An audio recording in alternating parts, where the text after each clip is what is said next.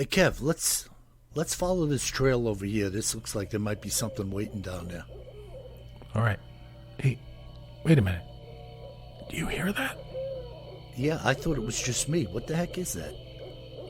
I don't know what that is. Whoa, do you smell that too? That's unbelievable. Hey, look. What the? Hey, look, those branches are moving over there. What the heck is that? Holy cow, is that what I think it is? Look at that thing. Oh my God. It's a freaking Sasquatch.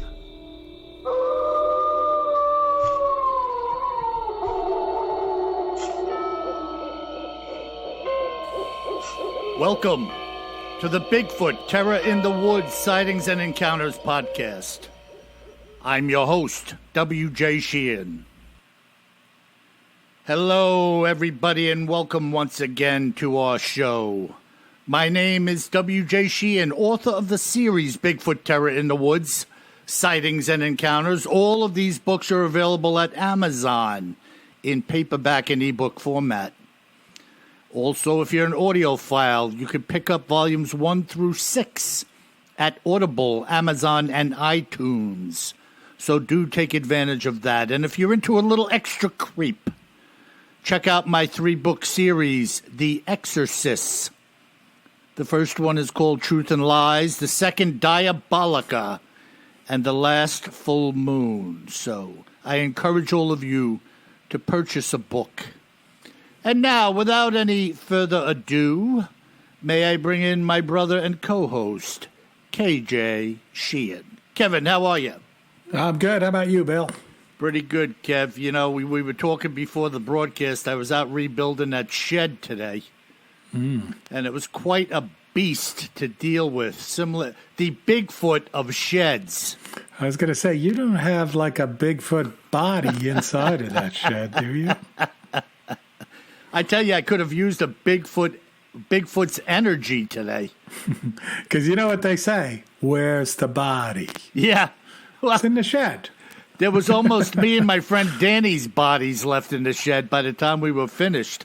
Now, was the weather nice and cool at least today? Yeah, no, it's gorgeous. I mean, we had a couple of days of rain and wind, and it broke. And it's just a spectacular October day up here today. Yeah, we went out on the boat today, and it was pretty nice. It was like sunny, light breeze, but big puffy clouds, and a little chilly, but nice, you know. Yeah, well, next week we're going to get out and bag a few stripers.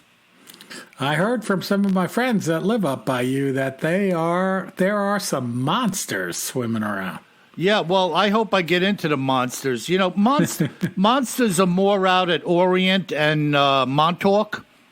Okay. And some areas of the artificial reefs along the South Shore. Mm-hmm. But that doesn't mean there can't be monsters where I fish, you know. But typically that's where guys are bagging the real big boys. Yeah. Cool, man. Cool. Yeah, absolutely cool. So what do you got up your bag of tricks there today, my brother? Yeah, today in Cryptids and Other Oddities, we are going to talk about crop circles. Oh, yeah. Crop circles are really cool. They are cool. And honestly, we could probably do a few shows on crop circles. So I'm going to try to hit some of the more interesting stuff that I came across. Yeah, and, this has been going on for a long time, Kev. I mean, going way back, I mean, you know, 150 years, they used to call them the devil's circles. And yeah, they have this wood carving, which I'll put a picture of it on our website, BigfootTerrorInTheWoods.com.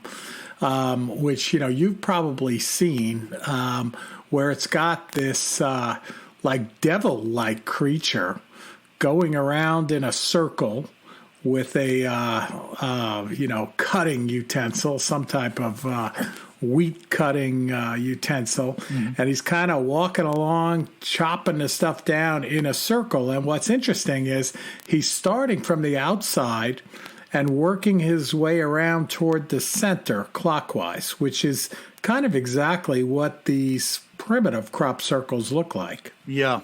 Yeah, it's very interesting. I don't know about you, but speaking for myself, which who else would I be speaking for?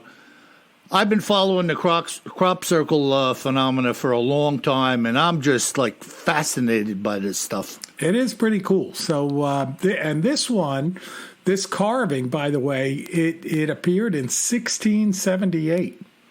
Yeah, that's a good long time ago. It's a good long time ago. And when you see it, it's kind of, you can tell the direction he's going and stuff. It's pretty cool. And, so the story that goes along with this woodcut, so I'm going to read it to you, right? Mm-hmm. So it says, being a true relation of a farmer, so it's a bit of old English, right? Right. Who bargaining with a poor mower about cutting down 3/2 acres of oats.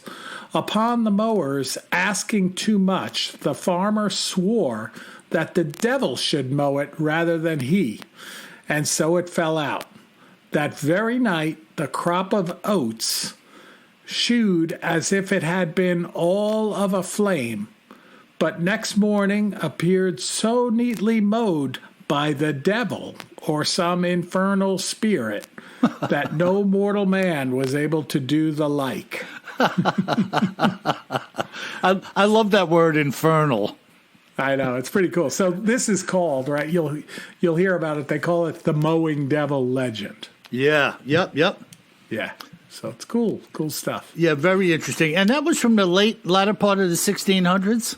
Yeah, 1678. And by the way, this creature in the wood carving has like horns and a little tail, like the classic devil Satan image. Right? Yeah. So he was, in the story anyway, he was like cursing the fact that he had to do this, right?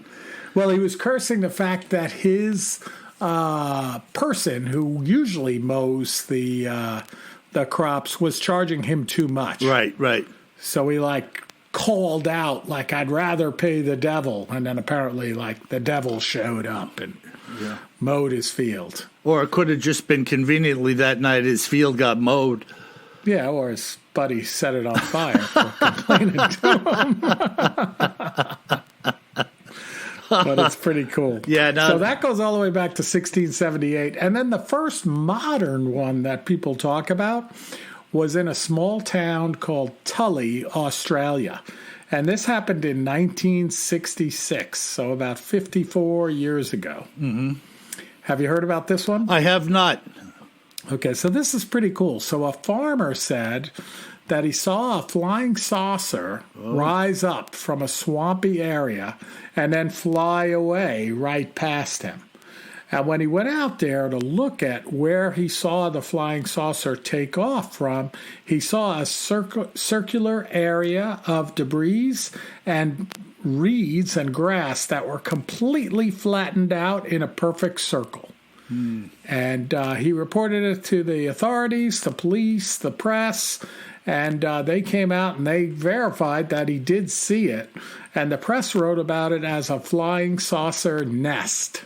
Huh. Kind of like a bird's nest. Yeah, and that I could see that, of course, it's a circle, right? A crop circle or a grass circle. Right. But that was actually like a landing site.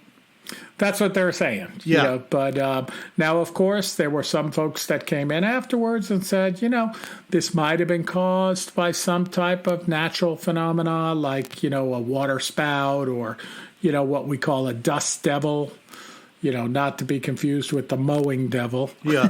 No, I get it. Yeah. Like something spun up and touched down for a moment. Touched down and knocked down all of the grass and made it flat in a circle. Right. Could be, but kind of odd that it didn't move, that it just touched down and didn't move at all along the ground. It just had this round, perfect circle.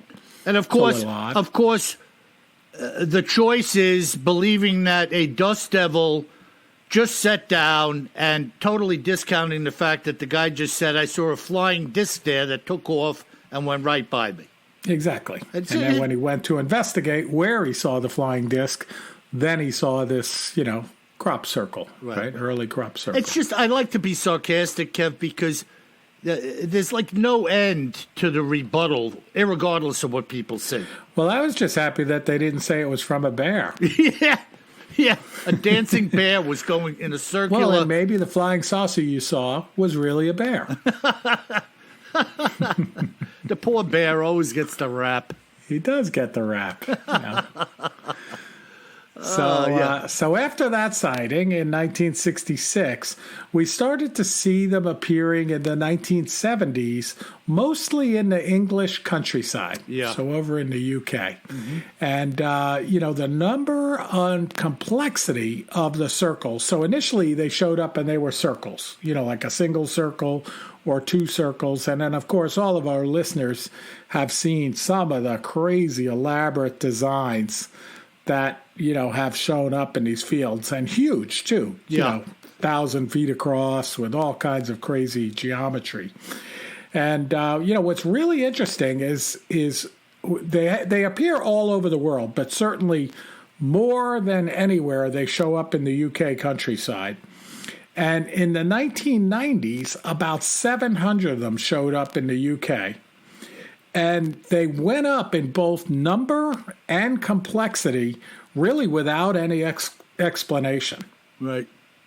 So, how many was there, Kev?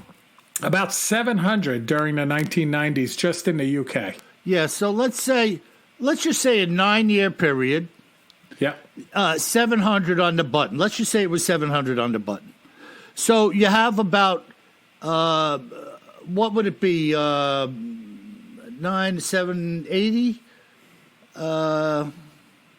Maybe 80, 75 or 80 a year. Yeah.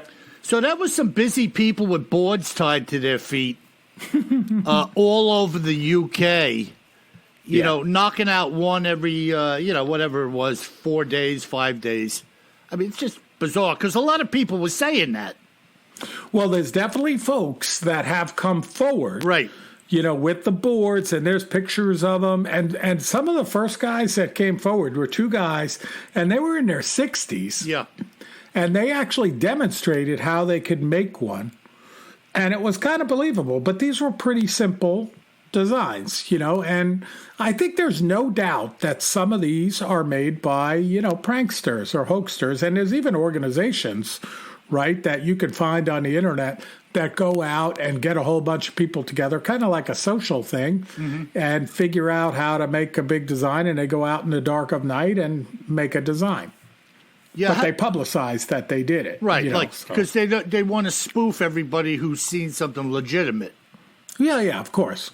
And they got too much free time. Really, it's no different than people who go out in a Bigfoot suit and then take a picture of themselves taking the head off. Like, we fooled you. No, you didn't. We thought it was a guy in a suit, and there you are. No, it's the same exact thing. Yeah. Some percentage of the stuff we see is definitely, hoaxers. Yeah. It's the way it is. Well, I'd like to see any group of people knock off that Julia set in a couple of hours in the English countryside. Have you seen that one? I have seen it, yeah. I mean, that's just magnificent.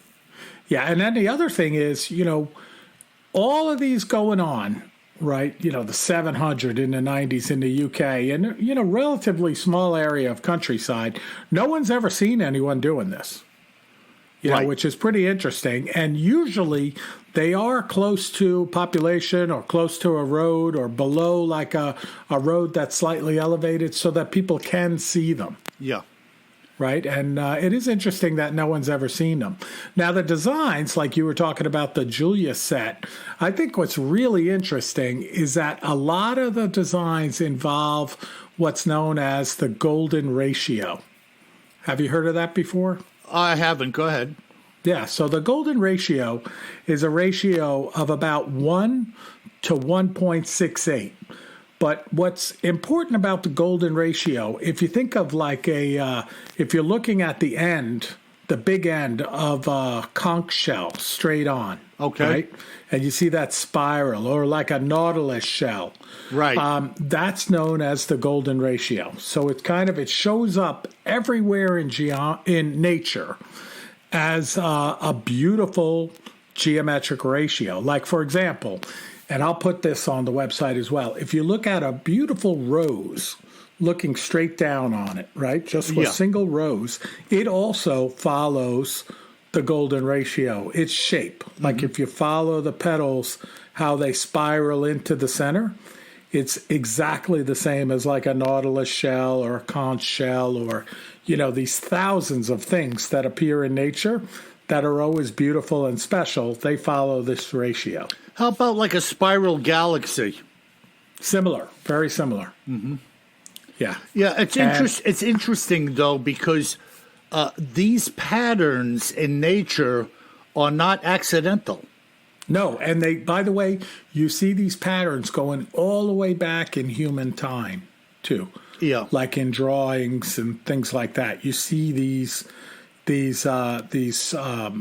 ratio being drawn in some way, shape, or form. Mm-hmm. And some people call it sacred geometry. So it's that's also why, like, one of the rationalizations for when these crop circles appear, sometimes people go into the field and they feel something special by being there. Yeah. Not just because they're seeing it, but it's almost like there's an energy there. Yeah, no doubt about it. Yeah, and some people believe it's related to the golden ratio. Some people think it's just because, of course, there's a bunch of people there who think it's something special, so then you feel something special. And that could be true, too. But one of the scientific reasons is that it could be related to the golden ratio. Yeah, very interesting indeed. Yeah, which I think is super cool, right?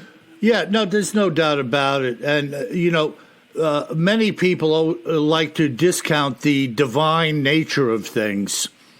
Right. But it's really incredible. I mean, this is just another example of however it happened that this ratio, this golden ratio, would be part of the happening.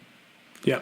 Very, very interesting, So I promised you I'd hit the what I think are the coolest things. So definitely, the fact this golden ratio appears in a lot of these designs, like the one you referenced. And then I thought, being a guy that loves the stars, right, and the planets and the heavens, like you, Bill, when I was reading about it, one of the guys we talk about sometime, right, in terms of space research is Carl Sagan. And in 1974, Carl Sagan sent a kind of a unique radio message, like in a very simple format built around like binary code, so that it was kind of designed so that any creature that might hear it at some point in the solar system should be able to figure out in some way, shape, or form what this message means. Right. Right? Have you heard about this? Yeah, assuming that any creature in the universe would, at the very least, know of binary code. Well, yeah, and it's the simplest code, like zeros and ones. Right. Dots and dashes, whatever. So that's kind of the simplest form of communication. So that's the best they could come up with. That was originally what the foundation of computer language was, no? It still is. Yeah, binary. Yeah. Zeros and ones. Mm-hmm. So in 1974, they sent this message from a big radio telescope in Puerto Rico. And they sent it out towards a global star cluster called M13. And after they sent it out, they set up, one of these radio telescopes to listen for it. And basically, the code, it's just binary code, but what it would look like if you decoded it was this rectangular image that at the bottom had kind of the Milky Way, to let them know where the message came from, mm-hmm. right, if they know anything about the stars. Mm-hmm. And then it had like a symbol of a human, and then it had other binary dots and dashes that kind of communicated the DNA sequence of a human. Mm-hmm. Right? So a lot of different information here, but in this tall rectangular symbol, if you decoded it, that's what it looked like. And it's important, this tall rectangular symbol you'll see here in a few seconds here. Mm-hmm. So in 2001, a rectangular crop circle, still called a crop circle, but it was a rectangle, appeared in Hampshire, England, and it's known as the Arecibo response. So Arecibo is the name of the message that Carl Sagan and the researchers sent out. So now, that's the Arecibo Observatory is in Puerto Rico. Exactly. So they sent it from there. And in 2001, 40-something years later, this rectangular crop circle shows up in a field in Hampshire, England, and they call it now the Arecibo response. Wow. It's super cool. So the message in the field, and I'll show you these images. I'll put both the Arecibo message that was sent out and then the response that showed up in the field. It looks just like the message that Sagan sent out, but instead of having the Milky Way at the bottom, it has some other galaxy that we don't know what it is. And then instead of having a human, it has like this classic alien-like creature, with the big head and the big eyes. Mm-hmm. And then it's slightly different throughout. And there, different DNA sequence that we can't recognize at all and things like that. Okay. So super cool. And what's the scuttlebutt on this Arecibo response crop formation? What is said about that? Yeah, so it's pretty interesting. So a lot of folks came out and said, "Oh, this is fake because it's got this picture of an alien in the middle of it, and aliens don't look like that." I'm telling you, Bill. But, yeah. But, and it's kind of like, folks came forward and said, well, some of these people who claim that they've been abducted and stuff like that, this is how they always describe the aliens. And then some of the other skeptics came forward and said, yeah, but some of them were abducted after there was a movie showing something like that. So it's kind of like a chicken and the egg. Right. Now, what I think is really cool about this crop circle, although it's a rectangle, and some of the other sophisticated ones that showed up after this, when the scientists looked at the shape itself up close in the field, they talk about it as if it was done like a screen printing into the crops, meaning that somehow there was like a giant stencil above the crops, and then some type of energy knocked down all of the crops in super crisp lines along the edges of what would be some kind of stencil. Yeah. Which I thought was super cool. Yeah, I mean, it's mesmerizing to see.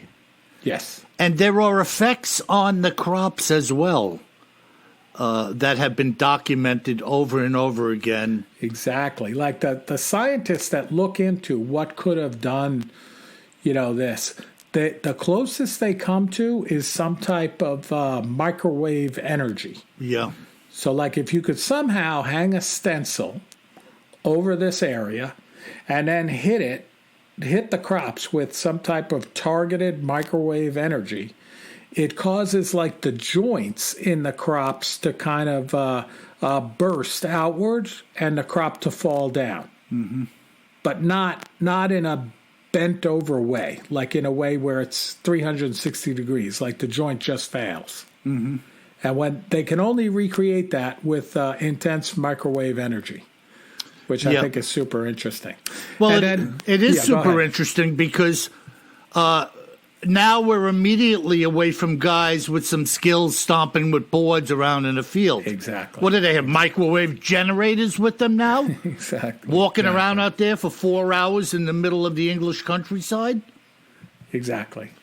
Now, what's also interesting about this Arecibo response in 2001 is it appeared in a field very close to one of these large steerable radar stations where days earlier another crop circle had appeared. Mm-hmm. And when I post the image, you'll see from an aerial view, you'll see the rectangular Arecibo response, and then pretty close to it is another type of crop circle that appeared a few days earlier.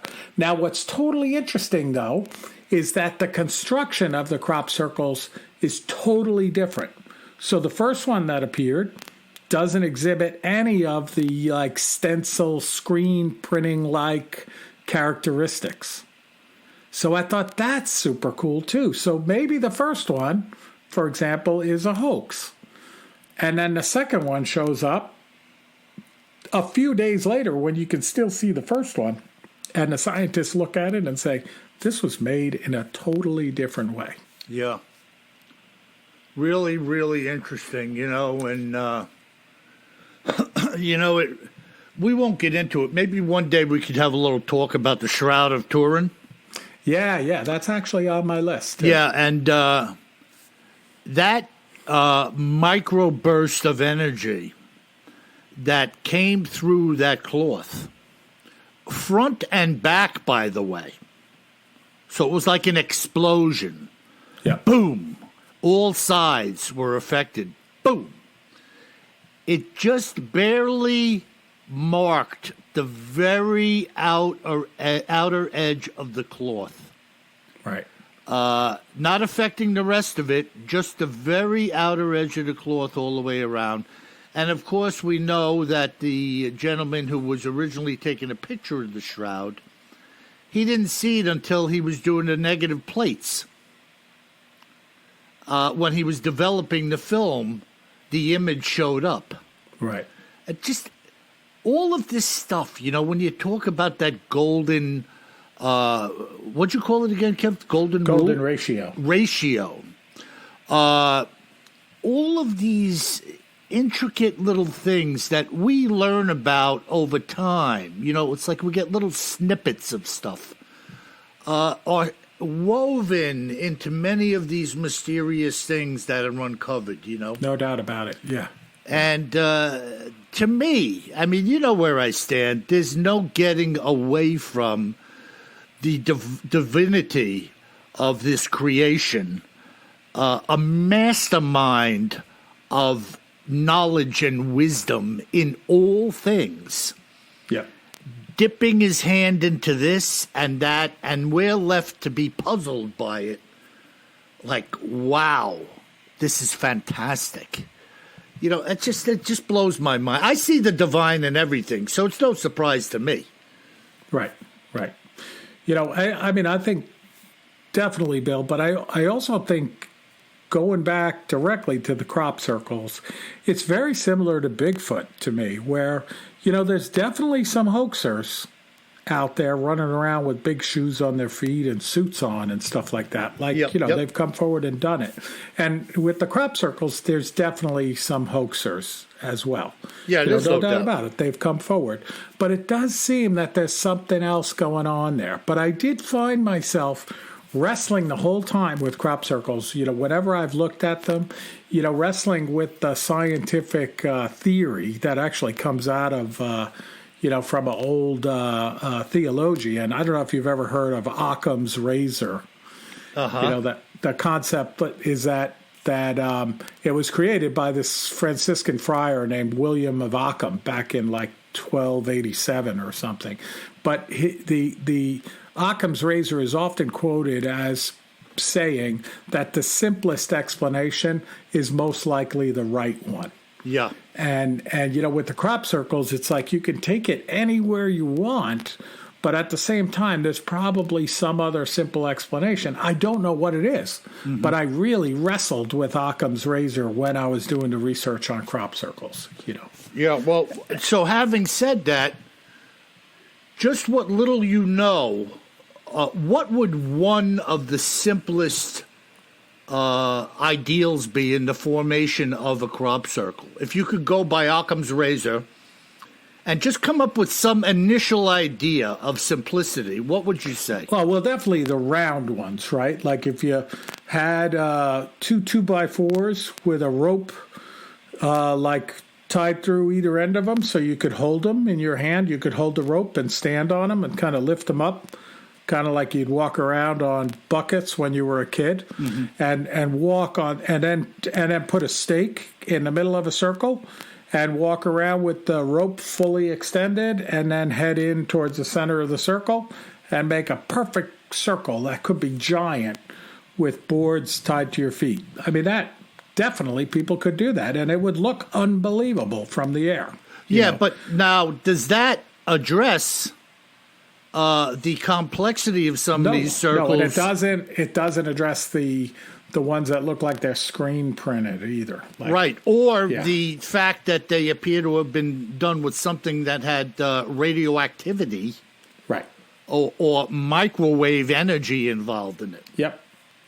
Don't know. So, yeah. We go from... I'm going to keep looking at it and see, what else comes up in later days. But I thought it was super interesting. And again, like you, Bill, I remember being a little kid, watching, we've talked about it before, our old pointy-eared friend, Leonard Nimoy, and his show In Search Of, and he'd be looking at the crop circles and stuff like that, And it's super cool. Yeah, no, there's no doubt about it.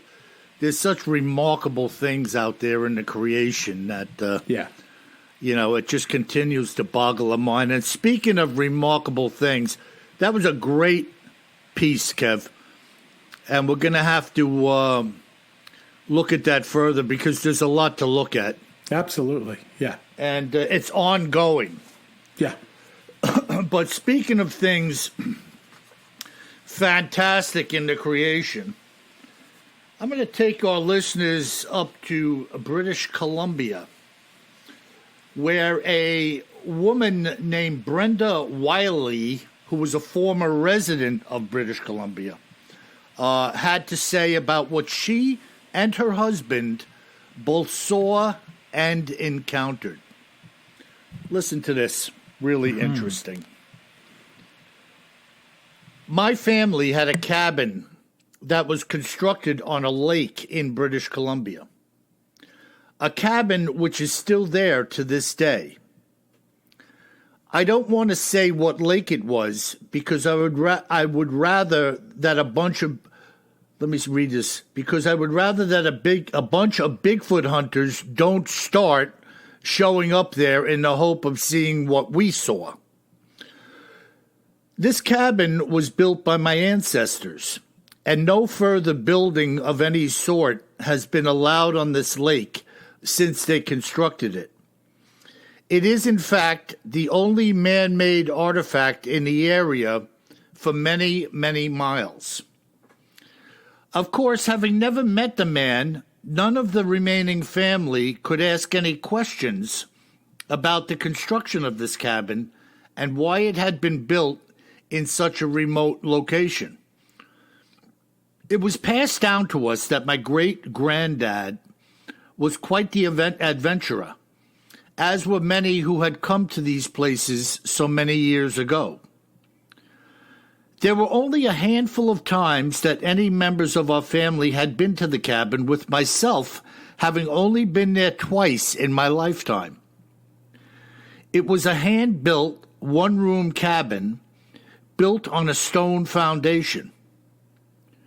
What I saw and why I had contacted you, Bill, was based on the presence of a sluiceway that my great-grandfather had constructed, which led down the hill to the cabin. We had always wondered why he had gone to the trouble to build a sluiceway for water when he lived so close to the lake. Our guess was that the water from the stream was purer, but we will never know. Just up the hill behind the cabin was a creek, which ran through the woods. My great-granddad had constructed a trough out of hand-hewn logs, which was split in half lengthwise, and it ran from the creek down the side of the hill. When the logs of this sluiceway had come to the point where the grade had changed, he had constructed a gradually elevated trestle of sorts to keep the water flowing towards the cabin, where it eventually was directed into a large old wooden barrel.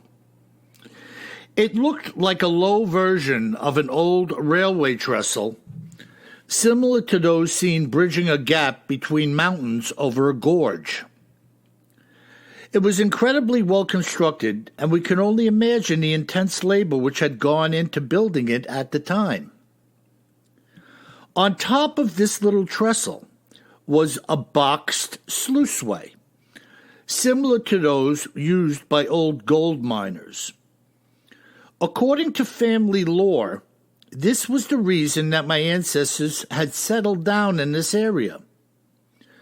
The first time I had been there, the barrel was empty, with the reason being that the creek level was too low to make it into the sluice. Apparently, the creek's level changes seasonally based on rainfall, but there wasn't enough water at the time to see it working. Albeit, the setup was still fully intact and functional, with the only missing component being the water. It wasn't until 3 years later, when we had decided to make our way back to the cabin, that the things which I am about to tell you about had occurred. On the opposite side of the lake, there was an area where we dropped in a small tin boat, and using an electric motor or oars, if needed, made our way across the lake to where the cabin was located. This particular trip was in the late spring or early summer, and when we made our way to the cabin, the sluiceway was working in full swing, with the excess water flowing out of some overflow holes that were made in the top of the barrel. The mere fact that this structure, which had been made over 100 years ago, was still operational without maintenance, having been done by anyone for decades, was a testament to the men and skills which were present at that time in our nation's history. Now, seeing it full of running water, there were many areas that were wet and muddy from the water rushing down and overflowing this sluice. We had gone inside to get things in order, and my husband, who is no longer with us, as you know, had gone outside to stoke a fire to heat up some canned food that we had brought along. We were actually using 2 Boy Scout camping kits for all of our cooking and eating needs, and to be honest with you, they worked perfectly well in such situations. After we had eaten, we decided to make our way up the hill to inspect the sluice and see what the creek looked like when it was running at full capacity. This was still the time of year when a lot of water was making its way down from the mountains passing through the area. We were trudging up the hill and had begun to walk wide of a muddy area where the water had been overflowing the sluice when John, that's her husband, looked down and said, "Oh my God, look at these footprints." As the 2 of us stood there looking down, we saw large human-like prints, which were almost 20 inches long, and there were quite a few of them. Some were sunk very deep into the mud, being indiscernible to the eye, while others were clearly visible, being made where the ground was just moist enough and not water-soaked. John had immediately said that they were Bigfoot tracks as we began to look around us. I know, speaking for myself, that I had an immediate sense of fear when he had said the word Bigfoot, but I kept it to myself as we continued to make our way up the hill to the creek. About another 50 feet up the hill, we came to a point where something had apparently lost its footing and slid for a bit down the muddy slope. There was no mistaking it. It was about a 10-foot-long smear from a body having hit the ground, and at the end of it, we could see what must have been heels of the feet, having dug into the mud to bring whatever had slid to a stop. The slide was about 4 feet wide, which to us was indicative that something quite large had done the sliding. As we made our way up to the creek, there were tracks everywhere, coming down one side of the creek, which stopped at a certain point, and were visible on the other side, showing us that this was the point where this thing had crossed over. Neither of us were hardcore hunters, but it was obvious to us that something very big was walking along the creek and had followed the sluice down to the cabin. It's funny how the pieces of a puzzle come together. I say this because one of the steps leading up to the cabin's door was snapped cleanly in two, and the wood did not appear to be rotten, which we now believe was done by this enormous creature stepping on it. That night, I have to say that we were both more than a little bit creeped out by the thought of this monster being around the cabin, if it was, in fact, a Bigfoot. We decided that in the morning we were going to leave well enough alone. We hadn't done any more walking around in the area after having seen what I just described to you. At about 6 p.m., I was inside of the cabin, putting some of our stuff together, and John was outside heating up some food on the fire. We had 2 aluminum pots, which we used when camping, and the handles obviously got very hot when sitting on the fire. John had just stirred the franks and beans and stepped into the cabin, closing the door behind him. He was only inside for maybe 3 minutes, if that, giving me a hand gathering everything together, when we heard a strange kind of scream or deep squeal, followed by what sounded like one of the pots clanking against a rock, and the two of us froze. I whispered to John, "What was that?" He grabbed his gun and, stepping slowly towards the door, opened it. I was standing behind him, peering over his shoulder as we looked and saw one of the pots dumped into the fire. The other was knocked out of it, with the sauerkraut dumped in the dirt next to the fire pit. We stood there in the entrance, waiting and watching for about 15 minutes. Seeing and hearing nothing more, we slowly stepped outside. At this point, I was completely freaked out, and although John was doing a good job of hiding it, he was freaked as well. We stood with our backs to the lake, facing both the fire pit and the cabin, watching and listening for anything to move, but we didn't see or hear anything. We walked closer to the pit and saw there were prints. The ground was much harder there, yet soft enough for something of apparently great weight to leave impressions, of which there were several. We could also see what looked like a smear of a print where the beast, having burned its hand, twisted and turned away to run, dropping the pot in the process. Well, that's all it took. We packed up our gear into the boat and left in less than an hour, and have never been back since. Having seen nothing as far as a physical being, to me what we had seen was everything. There was no doubt whatsoever as to what was wandering around this cabin and the surrounding area. My husband and I had both discussed that if they were there now, they must have been there when my great-granddad was there. How could you live alone in a remote place such as this with no form of rescue or aid should something happen? It was beyond our comprehension. This Bigfoot obviously had a keen sense of our arrival. Either that, or it was drawn in by the unusual smell of our food, which was definitely something out of the ordinary. Having seen its prints by the sluice prior to doing any cooking, it also seemed to have a fascination with the cabin and the sluiceway as well. What do you think of that, Kev? You know, that's super cool, Bill. But, you know, for a reason to me, I've told you before, right? Like when I lived out in Spokane, Washington, we used to go up to a lake called Christina Lake in British Columbia. And my buddy had a cabin on the far side of Christina Lake, which you could only get to by boat. And it was so beautiful out there and so dark, like literally you could not see your hand in front of your face. And the way we got the water from that was a sluiceway that ran down to the cabin from a stream up behind the cabin. And the water was so clean you could drink it right from the stream because there's nothing up there. What else was there but your friend's cabin?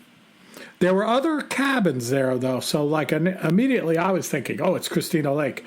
But there are other cabins, but they're definitely, you can't develop on Christina Lake. And, in fact, it's very difficult to buy a place on Christina Lake. When I was there last, they're basically willed down in each family. Wow. So I wonder if there's a similar situation a little more sparse somewhere else. It's so rural, and Christina Lake wasn't that far from Spokane because we drove up there, with little kids at the time, and it wasn't that big of a deal, other than like we had to get in a rowboat with an outboard and go all the way across the lake and pull the boat up on the side, hike up the hillside, and go into this cabin that only had, it had propane lights in it. So it had a big propane tank that they had like a barge that came around once in a while and filled up the propane. And then it had like lamps in the house that were kind of like the old Coleman lanterns that we would camp with. Okay. But they looked like lamps, but they had a mantle on them. Kind of like the antique gas lamps that we're not old enough to have had in our houses. But if you look at those old gas fixtures, whether they were a chandelier or not, they had a mantle on them like a Coleman lantern. Oh, I didn't know they had a mantle then. I think they did. I think they had like a primitive mantle there. So. Because I saw a gas lantern being installed on the front of a rock face on a home. Yeah. And when it was done, it was just a gas tube, and when they cracked it, they lit it, and that thing stayed lit. Yeah, they do that here too. Like they put them in as a lantern, right. But I'm sure when you saw that one, it doesn't throw much light. It looks cool. It's like a candle inside of a glass thing.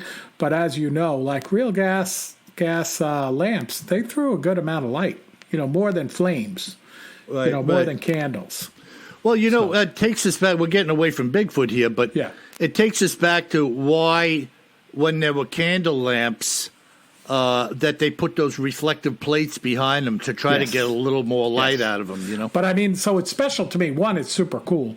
But then it's like, wow, it really touches close to my heart because I have these great memories of being in this cabin on Christina Lake. And it is absolutely the kind of place where, you would see a Bigfoot. I never got to see one, but and also they had a sluiceway there. They did. Yeah, that's how they got the water. And why do you think? Well, now she's talking about the sluiceway having been built 100 years ago, but she could never understand why you could have probably dipped a cup in the lake back then and drunk the water. Well, but don't forget, it's a lot colder, and it's like naturally filtered because a lot of it's melting snow. Yeah. From up above. So I remember the water was ice cold, and although the lake might have been clean, I wouldn't have drank out of the lake. But I felt fine drinking out of the stream because these streams, when they're running down, there's a lot of natural filtering going on. Yeah. Whereas in the lake, if something's sitting on the top of the lake, it's sitting on the top of the lake where you dip your cup, Yeah. So I think that's a difference. And it's definitely more refreshing. There's no doubt about it. Who wouldn't want to have a glass of water from a spring? Yeah. You remember, Kev, down by West Meadow Creek, there were those natural aquifers? Yes, absolutely. And I used to go over there, and there was a time in my life when I used to take a milk crate with 4 one-gallon milk jugs and go to one of the ones over in the head of the harbor and fill up the water from there. Ah.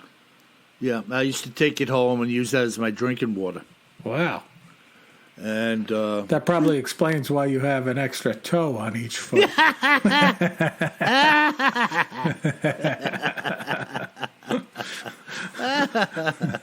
Yeah, so that's the story, man. And pretty good detective work. Not that it took much, but you have to observe, right? Yeah. They saw where this thing slid, or something apparently lost its footing and that's slid in super the cool. mud. So I would imagine there are other people finding things like that around, or if you're willing to observe, though. You know what I mean? Yep. So the powers of observation never leave us, But Yeah. you've got to be willing to do it, Yep. No doubt about it. So there you have it. I mean, I thought that was a pretty interesting account. And again, kudos to our listeners. I'm always talking to people.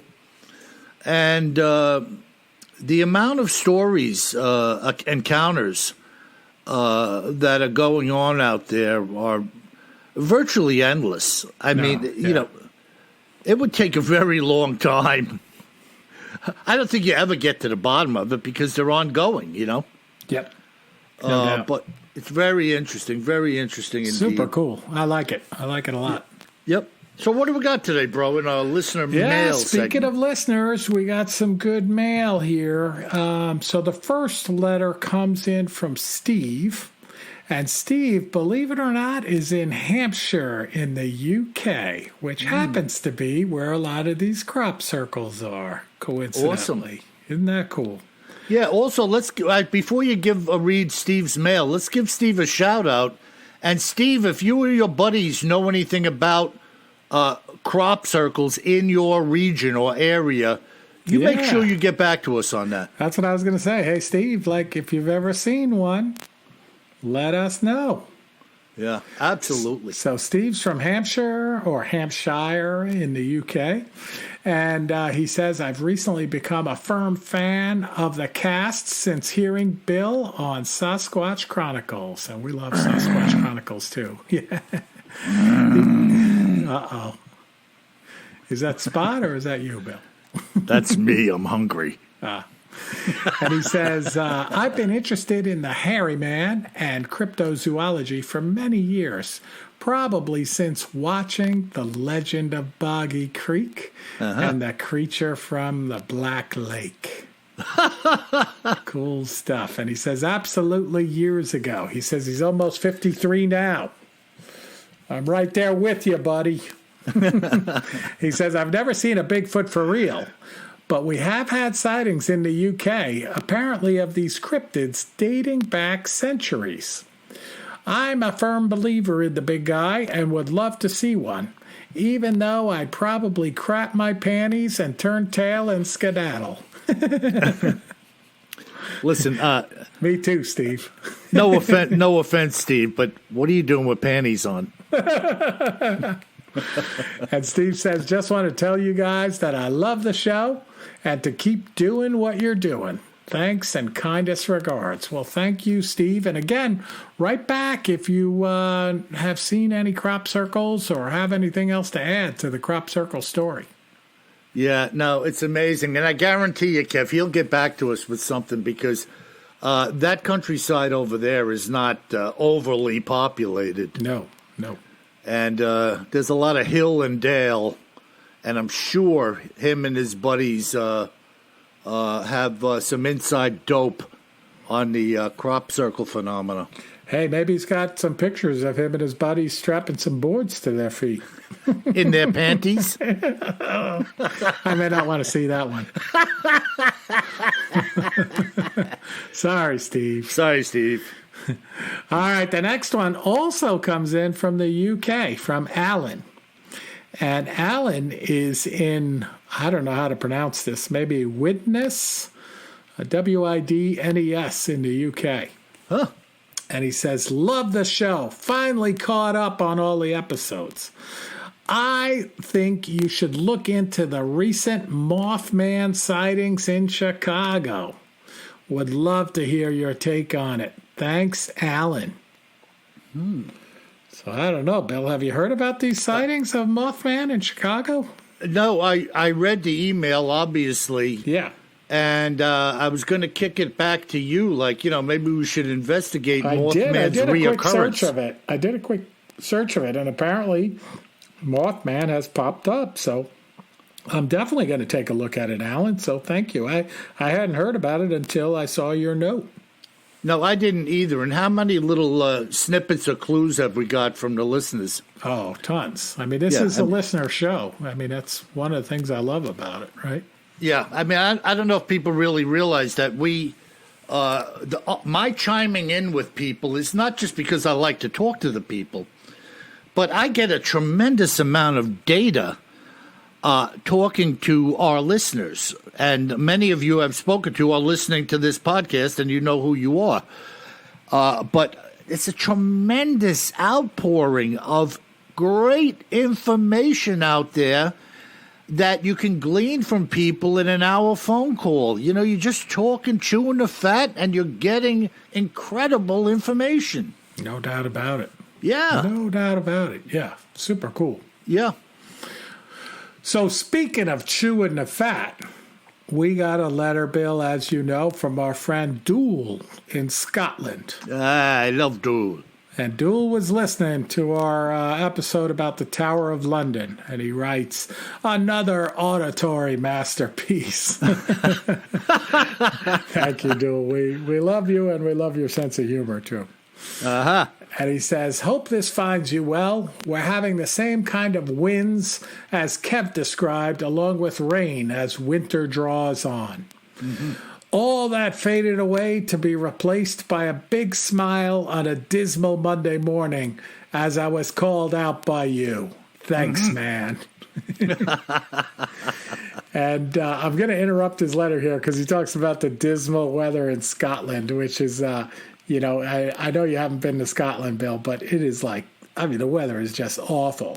And then I had a funny experience, you know, cue the James Bond experience, James Bond music for our listeners, because whenever I talk about how much I travel, they talk about James Bond.